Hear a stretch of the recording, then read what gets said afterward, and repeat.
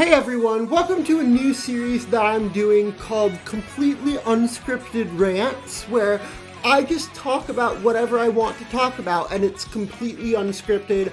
I don't have a script for this, I'm just gonna ramble. Expect a lot of uhing in this video because I am putting as little effort into it as possible. But I want to talk about Mario Kart World because I like it, but I've also got a lot of nitpicks with it, and a lot of things I dislike about it. One thing I really like about this game is how good it looks. It just looks incredible.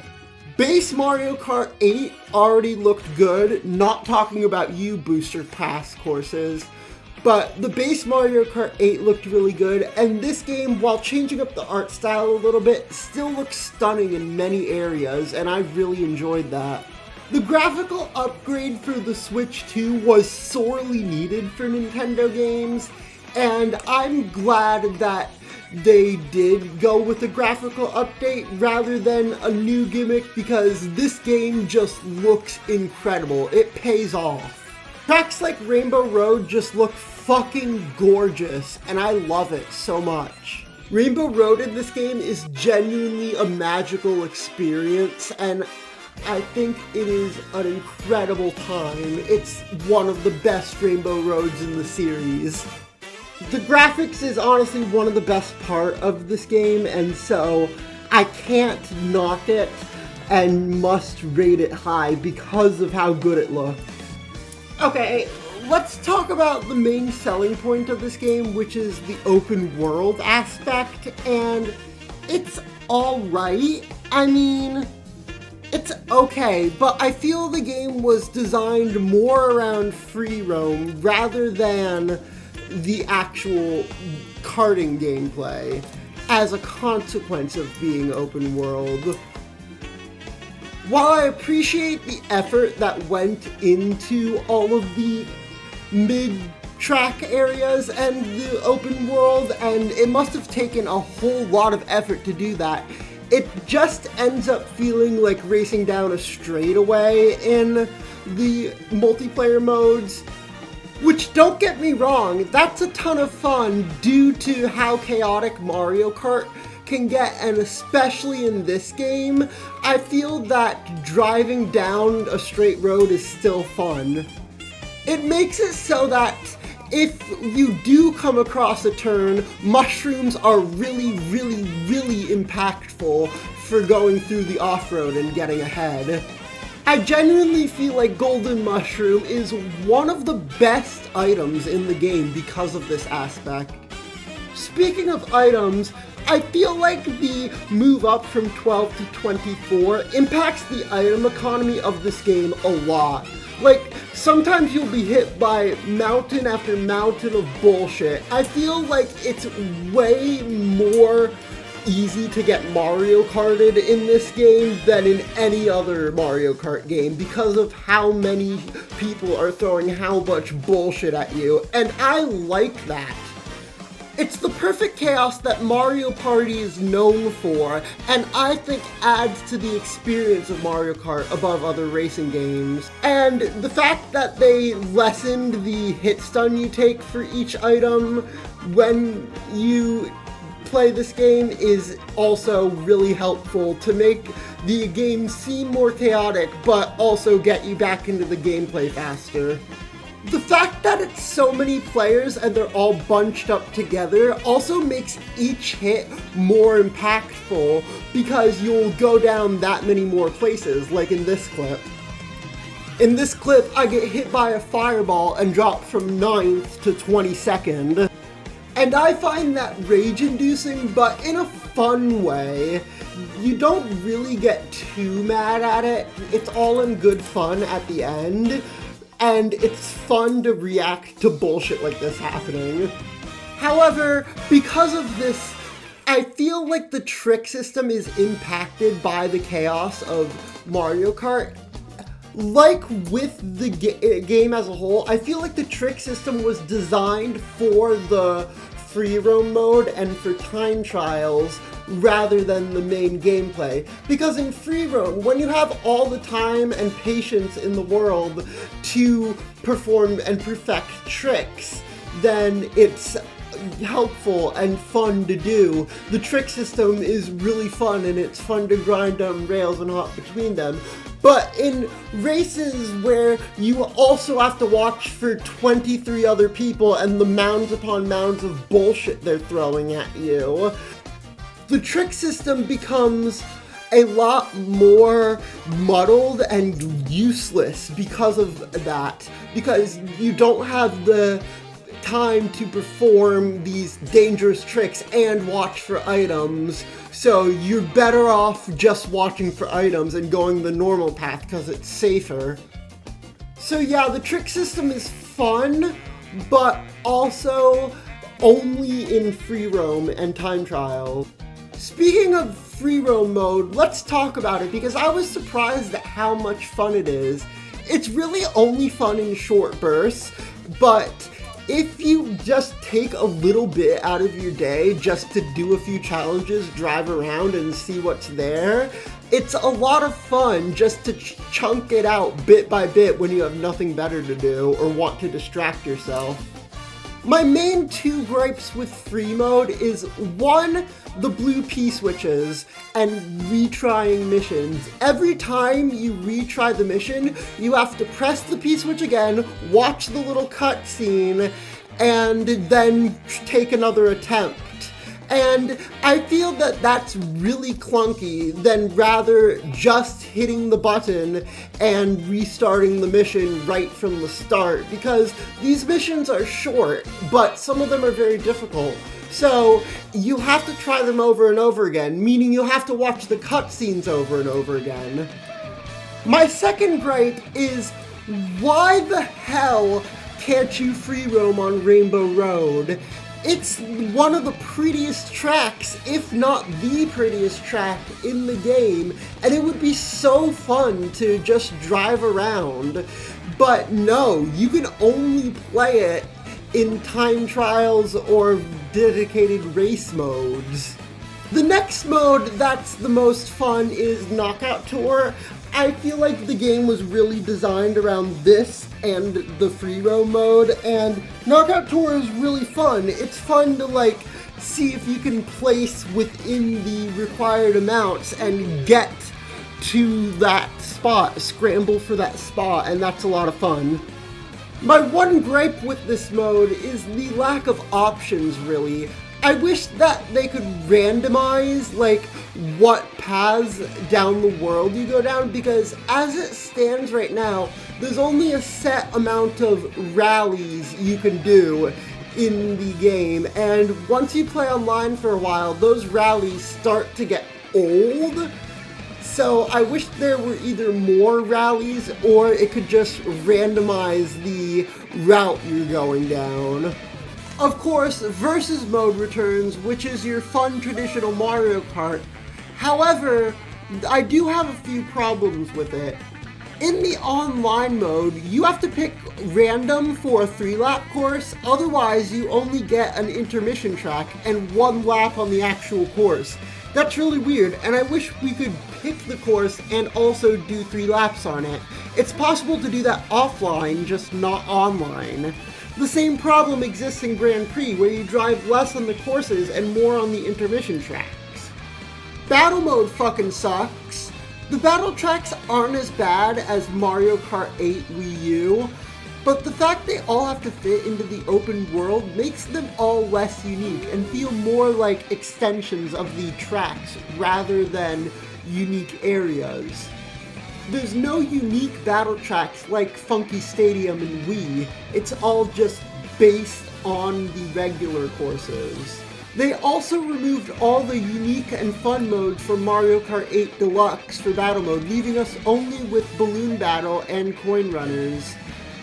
Coin Runners is okay, I haven't really played it much, but Balloon Battle is kinda bad. It's still stuck on a 3-minute time limit rather than being elimination based. I'm glad you're not forced into teams, but the lack of options for battle mode really sucks. It feels like battle mode is just an afterthought again, like in Mario Kart 8 Wii U. I want to talk a bit about the character roster because I think it's funny as fuck and I love it for that. Having a bunch of wacky scrimbo bimblos like fucking Penguin from Mario 64 is funny as hell and I love it. But the roster has some pretty big omissions like Diddy Kong, Kamek, Petey, the Koopalings. The lack of non-Mario characters like Link and Inkling, while it's okay with me because I've always been against the idea of Mario Kart becoming Smash Bros. Kart, and if they do that it should be a one-time separate thing, but I won't lie and say that their loss hurts. I know a lot of people like playing as them, and it's taking away options that was already in the game, which I dislike more than the concept of Smash Kart. Same with the costumes. The costumes are really cute and it's fun to see the different ones, but some characters got really shafted in terms of how many costumes they got, like Pauline only has one. None of the enemy characters like Goomba, Hammer Bros, Swoop and them have any extra costumes. I get that that would take extra development time, but you could at least given them one, or like a recolor or something. Without that, it makes the dash food item completely useless for these characters. They're kind of treated as second class despite being playable and having their own stats and everything. Also, this character select screen is a 2-pack of ass. Every character's alternate costumes are stored as separate characters, which I don't get why they did, because Mario Kart 8 had a perfectly fine system for handling alt costumes for characters, and instead they went with this cluttered mess. Next, let's talk about the actual main courses. The retro courses feel new, like they feel like totally different courses, while also retaining the same love and care that the original courses had. Like, they gave Shy Guy Bazaar a Sarasaland themed makeover. Or for another example, take a look at Toad's Factory. It remains pretty much the same, but they added a ton of new spots to do tricks and stuff. It makes the course feel extremely brand new, despite being the same Toad's Factory you know and love. They also take extra care to make sure all of the tracks, even the retro ones, fit in with the world around them, adding things from that track even a bit away from the main parts of the track. The new tracks are kind of hit or miss though. While there are plenty of stinkers that I dislike, there are also some of the most gorgeous looking tracks in the series. I already mentioned Rainbow Road, but Starview Peak is easily second place. I love this track. It's just a blast to play through, and it's also finally a good Rosalina track, unlike Ice World, that represents Rosalina's character and the locale from Mario Galaxy perfectly. There's also Boo Cinema, which is such an interesting concept for a Mario Kart track, and I love when you go into the movie. It's just amazing. In terms of fun tracks for gameplay and stuff like that, there's DK Spaceport, which is another amazing track. The course list, while it has some stinkers, I say on average it's better than it is bad. The amount of dedicated courses in this game compared to Mario Kart 8 Deluxe, including its DLC, however, kind of hurts. I do not like that. But, you know, considering how much effort must have gone into crafting the open world, despite it being a lot of straight lines, it's alright. Finally, I want to talk about my favorite part of the game, the music. This game's music is truly a celebration of Mario's history, from songs not only from the Mario Kart games, but throughout the platformer series, and even some other spin-offs like Mario Paint. One of my favorite things to do in this game was just drive around in free mode and pop off whenever I recognized a song. And these aren't just rearrangements, they're full-on remixes that change the whole vibe of the songs with new sections oftentimes. Like, listen to this and tell me it's the same song.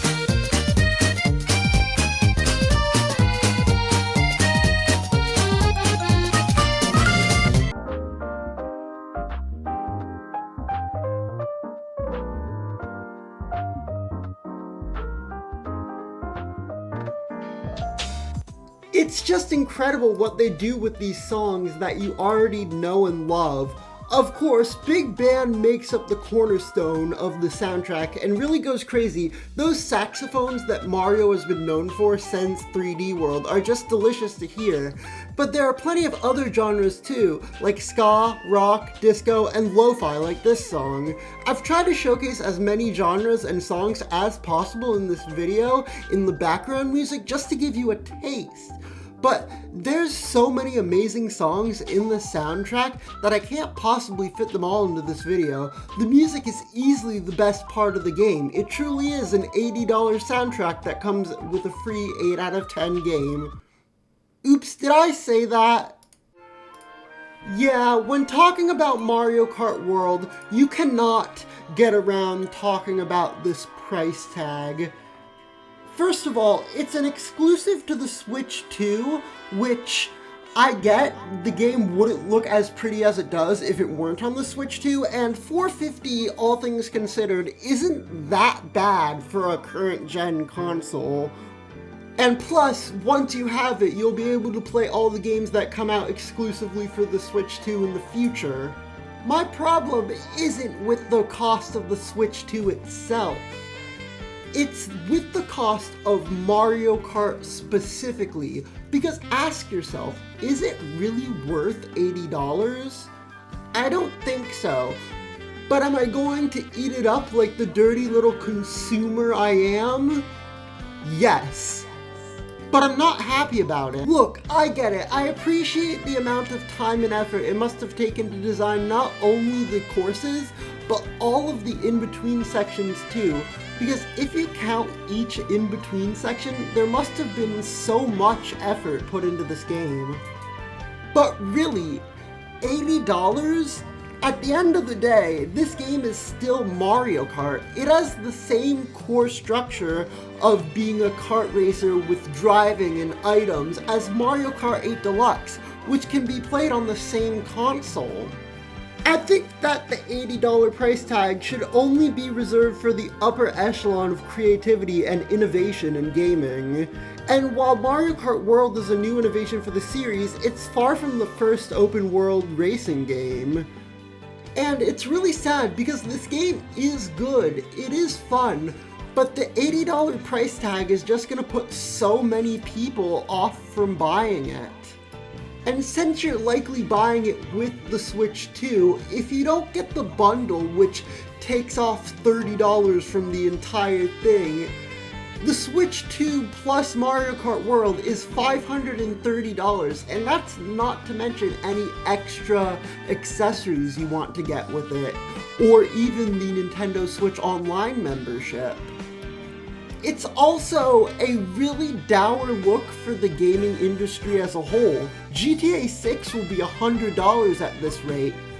While some gaming company was bound to raise it from $70 to $80 eventually, I'm just shocked it was Nintendo of all companies that pulled the trigger first, because they're known for being budget gaming. That being said, while I don't think the game is worth $80, I don't think that spending $80 on it is a waste of money. If you think the game would be fun and would be worth your time, then go ahead and spend the money on it. I think it would be fun and worth my time. Luckily I got the game with the bundle, but even if I didn't, I think this game would be fun enough to warrant purchasing it on its own. But that's my personal taste.